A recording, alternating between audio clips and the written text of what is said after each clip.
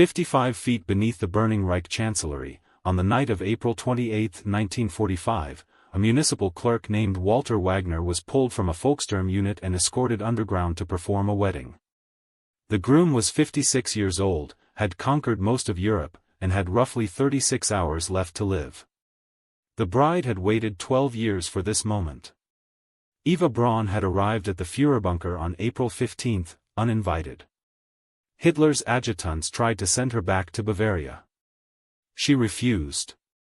While Soviet artillery shells began landing within the government quarter above, Eva arranged her hair, changed into a black silk dress, and opened bottles from the last of the Chancellery's wine stores. She had made her choice. The ceremony took place just past midnight on April 29. Wagner asked the required question: did both parties have pure Aryan descent? Hitler said yes. Eva began writing BR in the register before crossing it out and writing Eva Hitler, born Braun. The whole thing lasted 10 minutes. Champagne was poured in the conference room. Goebbels wept. Martin Bormann signed as witness. Outside, Soviet guns were targeting the Tiergarten, 300 meters north. That same night, Hitler dictated his political testament. He expelled Göring, who had telegraphed asking to assume leadership, and Himmler, who had been secretly negotiating surrender with the Allies through Swedish intermediaries. He then appointed Admiral Karl Dönitz, a submarine commander who had spent the war operating from the North Sea coast, as the next president of the Reich. Dönitz was in Flensburg. He did not know he had been chosen. There was one final test to run. Hitler no longer trusted the cyanide capsules that Himmler's SS had supplied. He ordered them tested on Blondie, his German shepherd, who had lived with him since the early bunker years. His dog handler administered the capsule in the early hours of April 30. The dog died. Hitler came in to look at her, then left the room without a word. By early afternoon on April 30, the Soviet 8th Guards Army was 3 city blocks from the Chancellery. Hitler took a late lunch with his secretaries, vegetable soup, spaghetti, then thanked the remaining staff and shook hands down a line of SS guards in the corridor. Eva Hitler swallowed cyanide. At 3:30 in the afternoon, a single gunshot sounded from behind a closed door. It was not followed by a second. Dönitz received a telegram that afternoon announcing his new title but saying nothing of Hitler's death.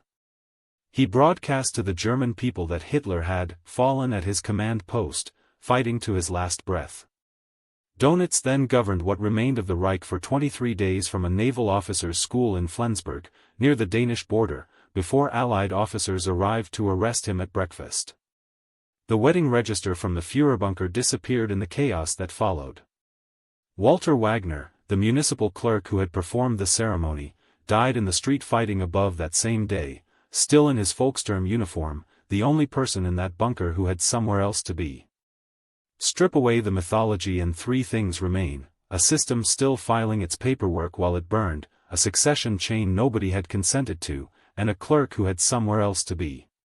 What is remarkable about the last 36 hours in that bunker is not the violence, it's the bureaucracy. Forms were completed. Witnesses signed. A man in Flensburg received a telegram promoting him to head of state and had no idea. The machinery of governance kept processing inputs even after the person nominally running it had already decided what the last input would be. Walter Wagner notarized the marriage, went back up to the street, and died in it.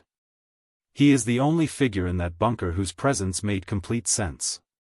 What strikes us isn't the deaths, it's how procedurally correct everything was. The wills were witnessed. The register was signed. The dog was tested before the humans. We find ourselves less interested in the individuals and more unsettled by the structure they kept operating inside of, the titles, the forms, the chain of command, still running on momentum after the center had already gone quiet. It's not unique to that bunker. Institutions do this. Systems do this. The paperwork continues because stopping it requires a decision, and decisions require someone willing to say the thing is over. Which leaves us with a question we can't quite shake: How often are we inside a system that has already made its final decision, and we just haven't been told yet?